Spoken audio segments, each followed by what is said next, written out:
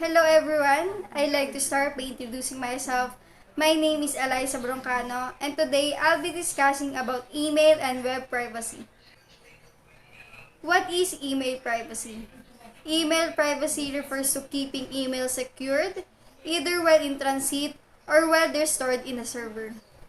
The process of sending an email involves many hardware and software systems like the email clients, ISPs, and servers. The emails processed through these systems are susceptible to unauthorized attack at various stages. Businesses need to have privacy protocols in place to avoid attackers from intercepting emails. Email tampering, spam, phishing, and spoofing attacks can be avoided if these protocols are ingrained in the email system of the business. Let me ask you this question. Do you think is email a privacy? This should come as no surprise anymore, but your email isn't private. In fact, it's one of the least secured methods of communication you can see. Emails are stored at multiple locations, such as on the sender's computer, your internet service provider server, and on the receiver's computer.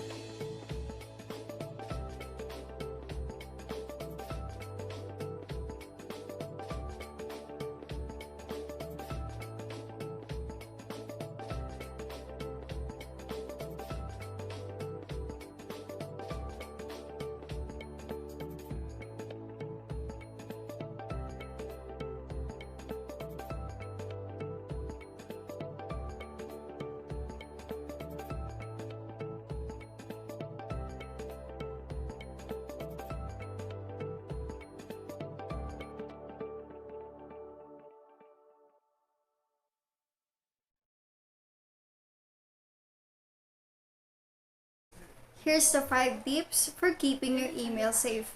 Despite the fact that many of us can function without checking our email on a regular basis, we often take the privacy and security of our inboxes for granted.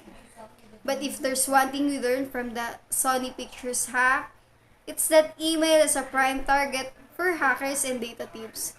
And it's not a particular different one either. It doesn't mean that secure, private email is not possible. It's just up to you to take a few precautions to keep your email safe. Number 1. use two-factor authentication. The basic principle of two-factor authentication is simple. Combine something you know with something you have. One example is a debit card, which requires you to have both your physical card and your PIN to verify your identity. By enabling two-factor authentication or two-step verification, you aren't putting all of your faith in a password. That's a good thing, considering how weak many of our passwords are. For example, for Gmail, setting up two-step verification is as simple as clicking a button and entering your mobile number. For Windows Mail or Outlook, it's a similar process. Just log in, go to your password and security, tab and click, set up two verifications. Now that you've enabled two-factor authentication, a hacker with your password is out of luck. Unless, they've also managed to steal your cell phone. Number 2. Limit forwarding. When we are sending a message we want to share, we often click forward without thinking about the consequences. Where is the message going? Who will see it? Where it will be stored? If your email is hosted on a corporate server, it is likely there are certain security measures in place to protect any sensitive information contained in your private email. When someone forwards an internal email to a recipient outside of your company, however, you are exposing that data, as well as any other emails in the forwarded chain, to potentially unsecured, encrypted servers.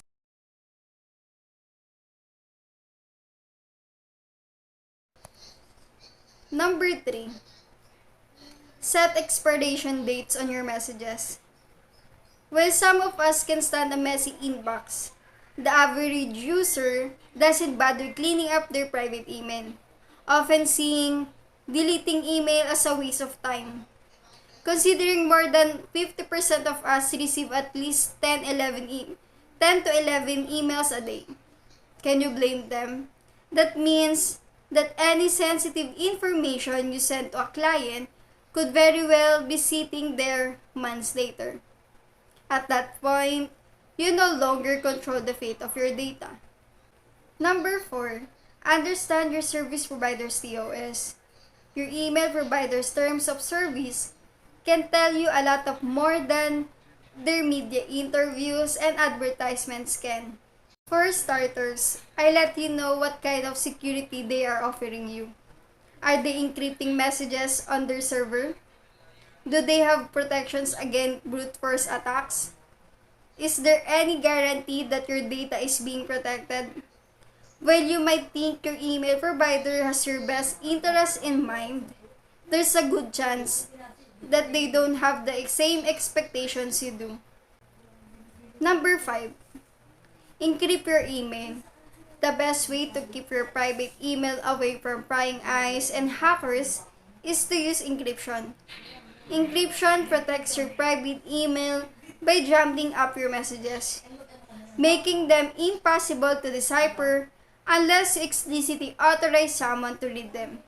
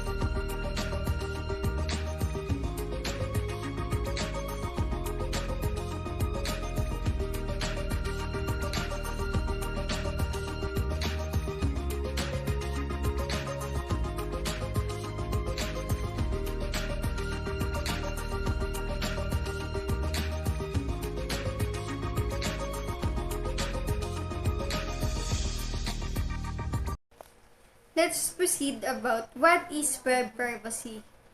Web privacy, also commonly referred to as online privacy, is a subset of data privacy and a fundamental human right.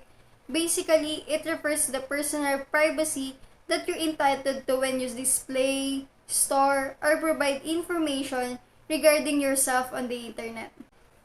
These can include both personally identifying information and non-personally identifying information, such as your behavior on a website. Without internet privacy, all your activities are subject to being collected and analyzed by interested parties. Here's the 3 common internet privacy issues to watch out for. Now that we understand what is internet privacy and its importance, let's discuss the most common issues that surround your privacy online today. Number 1. Tracking. When you browse the internet, you may have noticed those pesky ads following you and where you go, based on your earlier web searches or where you visit. Well, that's because websites advertisers track your movement. It's a kind of internet privacy concerns. Cookie profiling and other techniques are used to track your overall activities online and create a detailed profile of your browsing habits. Some people may not mind having relevant ads being served up to them, but this is a serious invasion of privacy for others. Number 2. Surveillance. Some governments spy on their citizens online to supposedly assist law enforcement agencies. Number 3. Theft. Cybercriminals use malware, spyware, and phishing techniques to break into your online accounts or device and steal your personal information to engage in identity theft activities. This kind of internet invasion of privacy. Of course, the victims end up losing most of all their hard-earned money just because they didn't exercise cautions when it comes to opening attachments, instant messages, or emails from unknown sources.